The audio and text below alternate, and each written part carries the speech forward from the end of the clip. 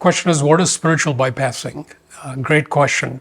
Spiritual bypassing is a term that was, I believe, coined by John Wellwood as a psychotherapist. And it is a very important point to understand for every spiritual practitioner. The idea is that when we start moving towards spiritual aspirations and goals, we start changing many habits and many thought patterns. And we start becoming more spiritual. And what happens is we also probably read a lot of books, we pick up a lot of concepts. And sometimes what happens is that there are areas which are challenging areas for us. Maybe, let's say, it's money-related issues. Maybe money makes me very anxious. Maybe I don't like to think about money. Maybe there's some unconscious issues I have with money.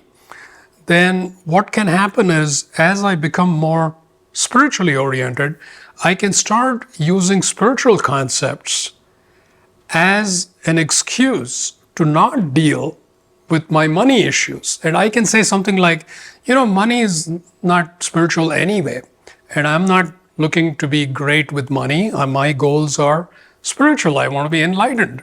And so you can use this idea of spiritual development and growth to essentially bypass an area of development which you may perceive as, I don't really want to work on that stuff.